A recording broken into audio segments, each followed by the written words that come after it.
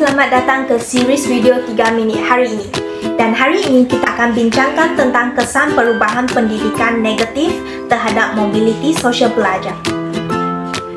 Perubahan pendidikan di Malaysia merupakan sesuatu yang dinamik, seubah sejajar dengan perubahan sistem politik yang memerintah, keperluan negara, keperluan individu, perkembangan ilmu sama ada di peringkat rendah maupun di peringkat tinggi.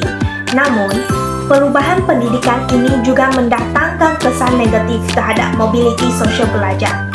Dalam konteks ini, perubahan dalam pendidikan telah menimbulkan kegelisahan murid-murid atas pembelajaran mereka, terutamanya di negara kita yang dasar pendidikan sering berubah.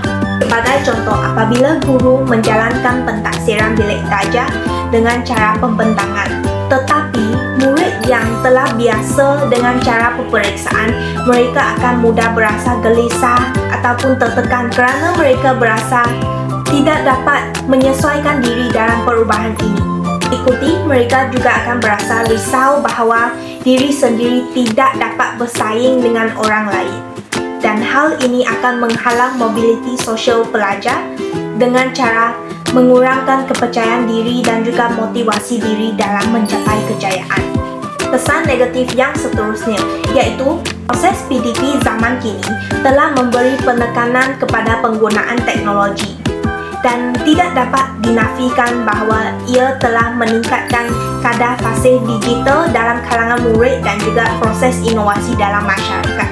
Tetapi untuk pelajar yang di luar bandar ataupun dari keluarga B40, mereka susah untuk mengakses teknologi seperti komputer riba ataupun Wi-Fi. Dan kesannya, pembelajaran di sekolah susah diikuti oleh mereka.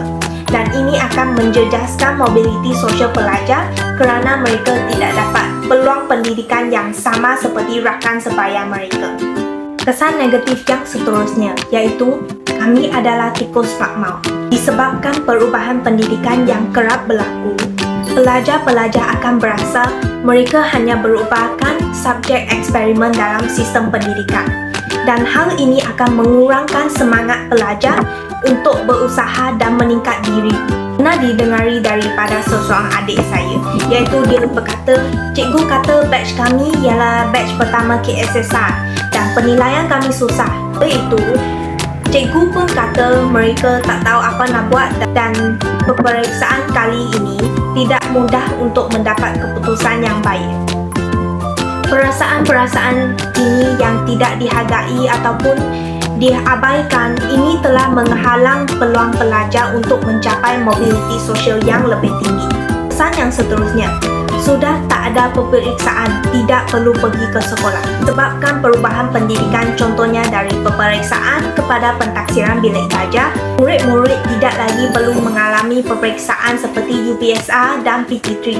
Dan ini telah menyebabkan mereka tidak bermotivasi untuk belajar ataupun malas ke sekolah. Hal ini dikatakan kerana mereka tidak mempunyai tujuan yang perlu diusahakan.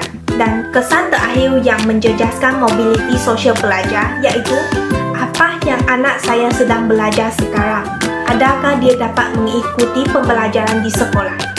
Dalam konteks ini, disebabkan penilaian telah berubah dari cara memberi markah kepada memberi TP. Dan ini telah menyebabkan ibu bapa suka mengetahui tahap kognitif mereka. Dan selalunya pendidikan dia mementingkan kerjasama dengan komuniti atau ibu bapa. Tetapi apabila markah peperiksaan ditukar kepada TP, ibu bapa yang sibuk bekerja ataupun ibu bapa yang belajar di zaman sekolah yang memberi markah akan berasa keliru. Apakah TP-TP ini? Adakah TP-TP ini adil?